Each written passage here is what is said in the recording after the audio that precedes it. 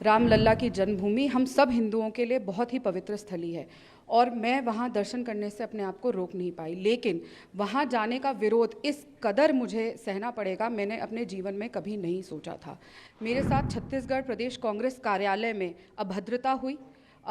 मुझे वहाँ पे धक्का मुक्की करी गई, कमरे में बंद कर दिया गया, लेकिन मेरे साथ न्याय नहीं हुआ। मैं चीख चीख कर गुहार करती रही, छोटे से लेकर सबसे बड़े शीर्ष नेतृत्व तक गुहार करती रही, लेकिन मुझे न्याय नहीं मिला। न्याय की लड़ाई लड़ रही हूँ और मेरी लड़ाई कायम रहेगी।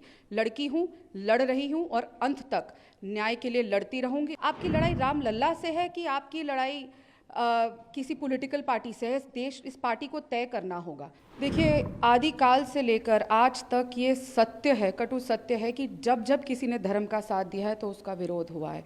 चाहे हिरण्यकश्यप जी हो, चाहे रावण से लेकर कंस तक, ये सब उदाहरण है कि किस तरीके से जब जब धर्म का साथ दिया जाता है तो उन लोगों का विरोध किया जाता है। श्री अयोध्या धाम रामलला की जन्मभूमि हम सब हिंदुओं के लिए बहुत ही पवित्र स्थली है और मैं वहाँ दर्शन करने से अपने आप को रोक नहीं पाई। लेकिन वहाँ जाने का विरोध इस कदर मुझे सहना पड़ेगा, मैंने अपने जीवन में कभी नहीं सोचा था। मेरे साथ छत्तीसगढ़ प्रदेश कांग्रेस कार्यालय में अभद्रता हुई। मुझे वहाँ पे धक्का मुक्की करी गई, कमरे में बंद कर दिया गया, लेकिन मेरे साथ न्याय नहीं हुआ। मैं चीख चीख कर गुहार करती रही, छोटे से लेकर सबसे बड़े शीर्ष नेतृत्व तक गुहार करती रही, लेकिन मुझे न्याय नहीं मिला। और सिर्फ इसलिए नहीं मिला क्योंकि मैं राम मंदिर होकर आई, मैं रामलला के दर्शन कर कर आई और मैं अपने आप को इस बात से रोक नहीं पाई। जिस दिन से 25 अप्रैल को मैं रामलला के दर्शन करते आई हूँ, मुझे निरंतर विरोध का सामना करना पड़ रहा है पार्टी से, और वो विरोध अब मुझे न्याय के हक से दूर कर देगा और मुझे न्याय नहीं दिया जाएगा। ऐसा होगा, प्रभु श्री राम के दर्शन करने के लिए इस तरीके के मेरे साथ व्यवहार और बर्ताव किया जाएगा, मैंने नहीं सोचा था। 22 साल मैंने इस पार्टी में रहकर सेवा करने का काम किया है। NSUI से लेकर AICC मीडिया नेशनल कोऑर्डिनेटर प्रवक्ता होने के नाते मैंने कार्य किए हैं और पूरी निष्ठा से और काम किया है। लेकिन आज जब मुझे न्याय की ज़रूरत थी तो पार्टी चुप थी और मुझे कह दिया गया कि चुप रहो और कोई तुम्हें न्याय नहीं मिलेगा। तो बहुत दुख के साथ, बहुत पीड़ा के साथ आज मुझे अपने पार्टी पद से, प्राथमिक सदस्यता से मैंने इस्तीफा दिया है। लेकिन मुझे पूरा यकीन है कि रामलला मुझे न्याय ज़रूर देंगे। ज्वाइनिंग को लेकर भी विचार? जी बिल्कुल नहीं, ऐसा नहीं है। मैं अभी सिर्फ न्याय की लड़ाई लड़ रही हूँ और मेरी लड़ाई कायम रहेगी। लड़की हूँ, लड़ रही हूँ और अंत तक न्याय के लिए लड़ती रहूँगी। और मुझे रामलला में पूरा विश्वास है कि जिनके यहाँ मैं दर्शन करके आई हूँ और उसके बाद मेरे साथ जो ऐसी चीज़ हुई है वो ही मेरा साथ दे के मुझे न्याय दिलवाएंगे। मिशन को लेकर आपने कहा कल लवली जी ने भी बीजेपी ज्वाइन की, उन्होंने बड़े आरोप पहले लगाए थे गंभीर कि उनकी पार्टी में उनकी नहीं सुनी गई है, टिकट जो बंटवारा हुआ वो नहीं सुना गया है। लगता है और भी कुछ कमियां हैं पार्टी में? देखिए, मैं इतना जानती हूँ कि पार्टी जैसा कहती रही मैं वैसा करती रही। मैंने कभी भी पार्टी लाइन क्रॉस नहीं करी। पूरी निष्ठा से, पूरी ईमानदारी से मैंने काम किया है। अभी भी मैं पिछले 1 महीने से छत्तीसगढ़ में थी।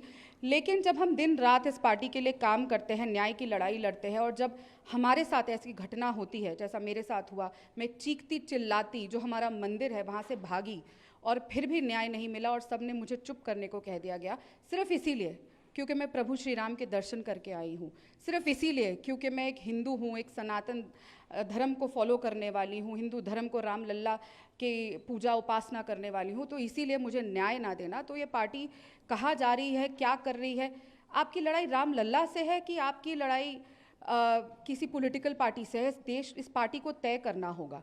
और बाकी चीज़ें तो हम जानते ही हैं किस तरीके से क्या इस पार्टी में हो रहा है, पर लगातार ऐसी चीज़ों पे जाके खिलाफत करना।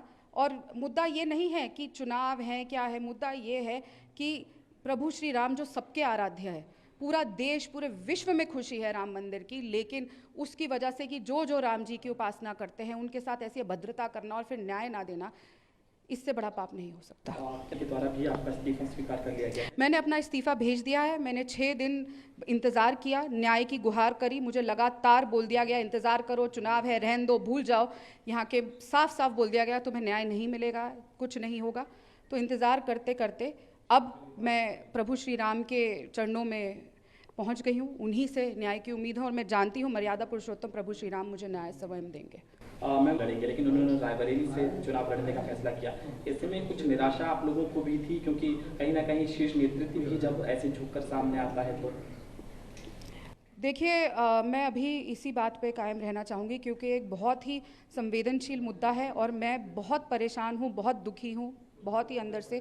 और मेरे को इस बात को बोलने में और बहुत पीड़ा से इस समय गुजर रही हूँ क्योंकि एक बहुत भारी मन से मैं इस्तीफ़ा दे रही हूँ। आज 22 साल मैंने जहाँ दिए हैं, जिस विचारधारा के लिए मैं लगातार लड़ी हूँ, न्याय के लिए और लोगों की न्याय के लिए बात करती हूँ। हमारी पार्टी बात करती है महिला न्याय के लिए, किसान न्याय के लिए, युवा न्याय के लिए, श्रमिक न्याय के लिए। और जब खुद के घर में अन्याय होता है और उस पर चुप्पी साध लेते हैं, क्योंकि सिर्फ इसीलिए क्योंकि हम राम जी के दर्शन करके आए और न्याय देने से हमें इनकार कर दिया जाता है, तो इस समय ये बहुत ही गहरी चिंतन की बात है। बाकी वो किधर से चुनाव लड़े वो उनकी खुद की मर्जी है, लेकिन मैं अभी और कुछ कहने की स्थिति में नहीं। Subscribe to Midday India.